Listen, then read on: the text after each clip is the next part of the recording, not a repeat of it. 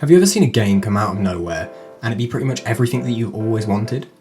There's a couple of games out there that share this genre, but they're a lot less forgiving. When you think about Craftopia, the best thing to imagine is think of all of the best aspects of all of your favourite games, and then just smash them all together. This game takes all the aspects from games that you love, like Minecraft and Rust, and it mixes it up with the art style of the award-winning Zelda Breath of the Wild. And it even adds Pokeballs? Like, they're not quite balls, they're more like messed up pyramid square type things, but you still use them to catch the wildlife, which is a similar premise to Pokemon. Now, the game is still currently in an open beta, but my god, it is one of the best games that I've played in such a long time. There's a lot of different things that we can dive into while trying to pull this game apart, so let's start with the basics and try and expand on that. Now, Craftopia was released over a year ago on Steam. It's developed by a Japanese team called Pocket Pair, and on the 2nd of September of 2021 it was released onto the Xbox Game Pass for PC. It's a survival multiplayer game, the same category as the infamous Minecraft. The main objectives for this game are exploration, dungeons, and building. The thing that I found personally the most exciting was trying to learn about automation and how to try and create and run my own small farm. So let's weigh up some of the sections of this game. Talk about the good bits, the bad bits, and as always, you can't say a game's incredible without having actual backing for it. Now, the game design is what really had me hooked on this. The entire game reminds me so much of Zelda Breath of the Wild, it's actually unreal. When you look at all the similarities in the design, it's really shocking that there isn't a copyright issue here. I mean, the glider alone seems to have been ripped straight from the game. All of the animations, for fighting, mining, and all the other bits are very similar to most JRPG games, and it does look incredible. There's a few weapons and armours that do seem to be ripped straight from anime shows, and a lot of the sprites do get really samey after a while, but I think the biggest thing that they could do is probably add a bit more variety to try and expand the game even further.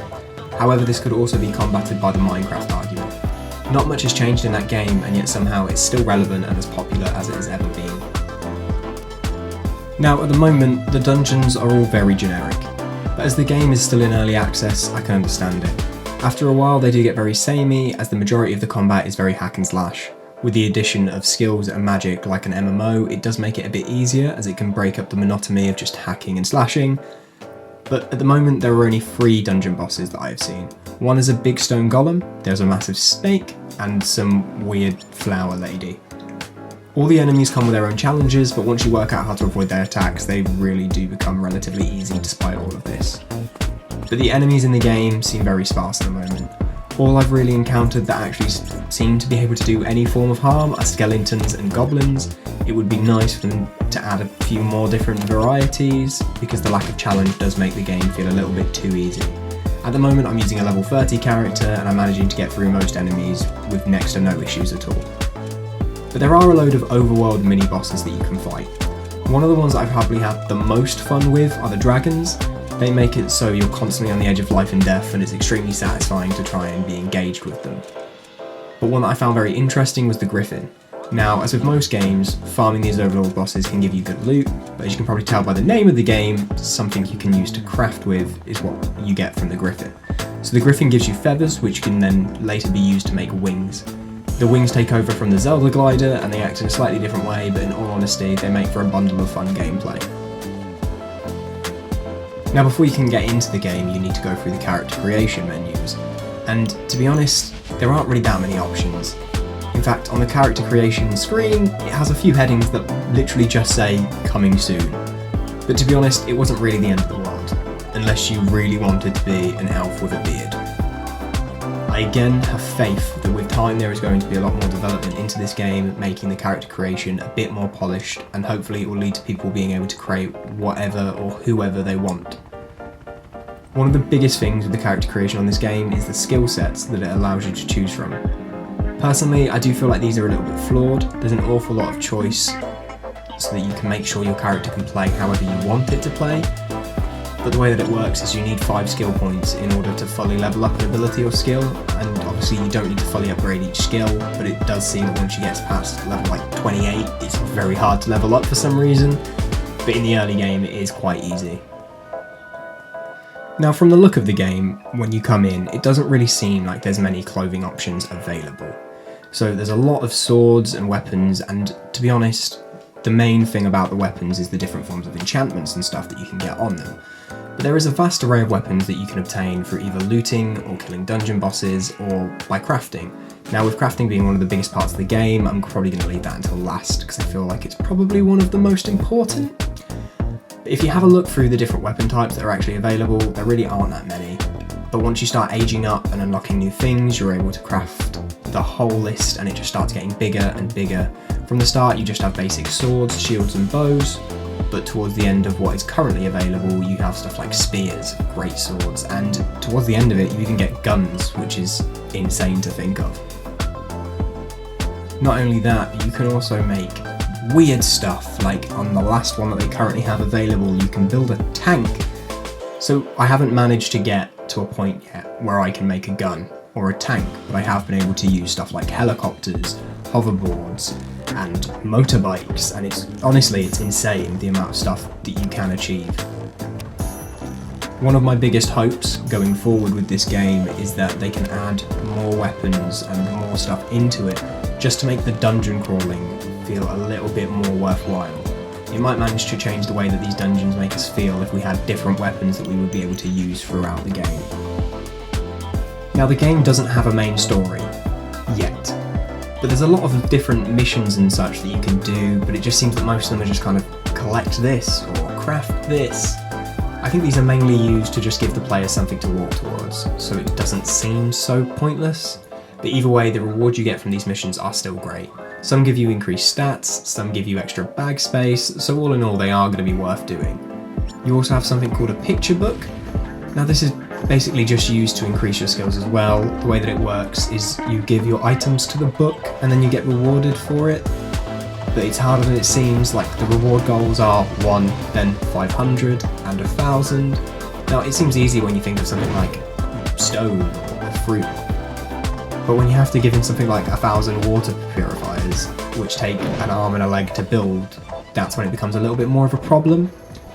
I think this is mainly a feature in the game because it gives the players something to work towards, which again, I think it's great because it adds longevity to the game.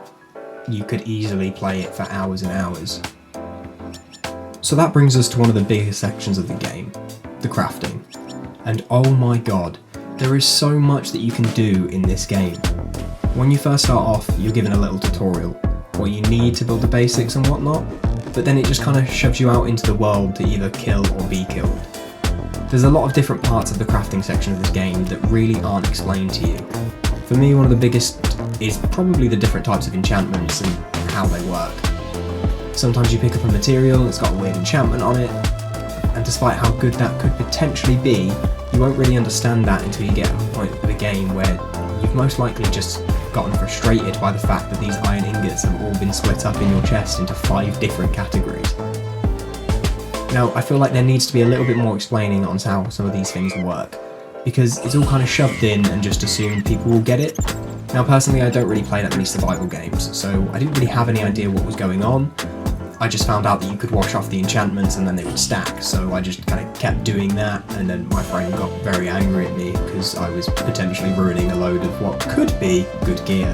So always try and check the enchantments, because it could save your life or your friendships. Now, there's a lot of things that you can do on this game as far as the crafting goes. I've been doing a lot of work on farming and trying to work on the food and the buff aspects of this game, whilst one of my friends has been working very hard on the clothing and the weapons part. So everything has its use, and in all honesty, they give you a lot of different materials to use at the very start. It's almost like they're trying to hand you some of the best materials to see what you can do with them. But then there kind of gets to a point where you just get stuck. Everything ages up very quickly, and then you're trying to find out what you need to get from where, and how you make specific materials in order to build that really cool thing that you like. For example, where we are now with the tank. It's kind of almost like Satisfactory. They want you to try and automate all of the processes to try and save you time, but then because the game is filled with so many bugs, it can be quite hard to actually do that a lot of the time. So one of the biggest examples that we have is probably the rotating saw. So we've been using these for a while now, and they always seem to either get stuck, get lost, or just completely disappear into thin air, which isn't the best, But we can see what the game is trying to achieve with these, and we're very much looking forward to all future updates, and hopefully they will be 100% working. Because this game is still in early access, it's hard to see where it really is going to be at the end of it. But all I can say is right now, I'm very excited. It's probably not going to be a game that I will play consistently for like the next few months, but every time there is an update, I want to be there and I want to see what's been added. And I can honestly say that I think this will hold its own against games like Minecraft and Valheim and Rust. Now I hope you've enjoyed the video. Please make sure to subscribe and hit the like button down below, it really does help out a lot. If you want to leave a comment and just let me know what you think of the game, or if you're planning on picking it up, then that would really help also. And I hope to see you in the next one.